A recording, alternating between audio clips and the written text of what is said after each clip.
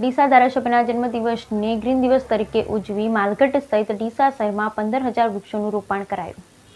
ડીસાના ધારાસભ્ય જન્મદિવસ નિમિત્તે ગ્રીન દિવસ તરીકે ઉજવી માલગઢ સહિત ડીસા શહેરમાં 15,000 વૃક્ષોનું રોપણ કરાયું। મુલાકાતીઓને ભેટ સ્વરૂપે છોડ આપવા અલગ અલગ જગ્યાએ 15,000 વૃક્ષોનું વાવેતર કરવાનું આયોજન।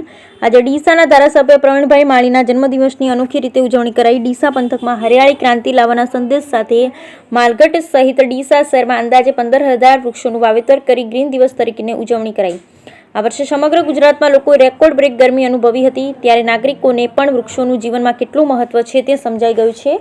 દરમિયાન પ્રધાનમંત્રી નરેન્દ્રભાઈ મોદીએ એક વૃક્ષ માં કે નામ અભિયાન શરૂ કરાવ્યું છે, ત્યારે ડીસાના ધારાસભ્ય પ્રવીણભાઈ માળીએ આજે તારીખ 8 જુલાઈ 2024નો પોતાનો જન્મદિવસ કંઈક વિશેષ રીતે ઉજવવાનું નક્કી કરી અલગ વિચારને કંઈક અલગ કામો થકી સમાજ ઉપયોગી કાર્ય કરવા માટે તેઓ પ્રવૃત્ત રહે છે। તેઓએ તેમના જન્મદિવસે ડીસા સર્કિટ હાઉસ ખાતે બપોરે 12 થી 2ના સમય દરમિયાન પ્રજાજનોને મળવા માટે શુભેચ્છા મુલાકાતનું આયોજન કર્યું છે, જેમાં મુલાકાતે આવનાર પ્રત્યેક મુલાકાતીઓને ભેટ સ્વરૂપે એક વૃક્ષ અર્પણ કરી વૃક્ષારોપણ માટે પ્રેરિત કરાયા હતા।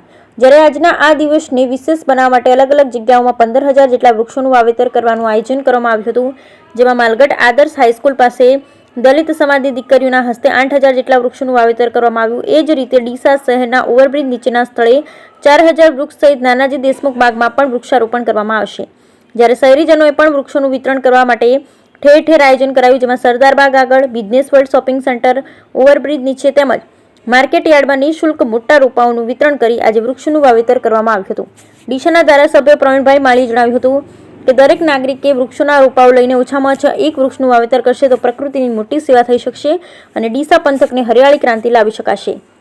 આજે ધારાસભ્યના જન્મદિવસની અનોખી ઉજવણીમાં ડીસા શહેર અને તાલુકા ભાજપના આગેવાનો, હોદ્દેદારો સહિત કાર્યકર્તા અને સેવાભાવી સંસ્થા ઉત્સાહભેર ભાગ લઈ ગ્રીન દિવસ તરીકે ઉજવવામાં આવ્યો હતો। બ્યુરો રિપોર્ટ ભરત ડીસા બનાસકાંઠા। આજે મારા જન્મદિવસ નિમિત્તે અલગ અલગ પ્રકારની ઉજવણી લોકો કરતા હોય છે। જે ગ્લોબલ વોર્મિંગની અસર છે, જે આ વર્ષે જે રેકોર્ડ બ્રેક ગરમી પડી તેના અનુસંધાને સંવેદના વ્યક્ત કરતા અમે ગ્રીન ડે તરીકે ઉજવવાનું નક્કી કર્યું છે કે અલગ અલગ જગ્યાઓ ઉપર વૃક્ષારોપણ કરી 15,000થી વધુ વૃક્ષારોપણનું આયોજન આજના દિવસે કરેલું છે। ફોરેસ્ટ ડિપાર્ટમેન્ટ સાથે રાખીને, NGO સાથે રાખીને, લોકોને સાથે રાખીને, ચાહે એ નિઃશુલ્ક રોપા વિતરણનું હોય, વાવેતરનું હોય, PSC પ્રાથમિક આરોગ્ય કેન્દ્રમાં હોય, એમ સમાજ જીવનના લોકોને જોડી અને આવનારા પેઢી માટે વૃક્ષ અગત્યના છે, એના માટે બાળકોને પણ એક વૃક્ષ એક પેડ માં કે નામ જેવા અભિયાન સાથે જોડી અને બાળકો પણ આવનારા ગ્લોબલ વોર્મિંગને ધ્યાને રાખીને સંવેદન બને એના માટે મેં આયોજન કર્યું છે। ડીસા ધારાસભ્ય શ્રી માનનીય પ્રવીણભાઈ માળી સાહેબનો જન્મદિવસ છે।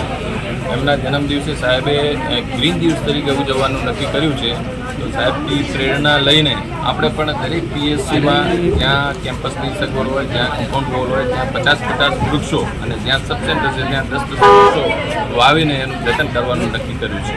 ધન્યવાદ।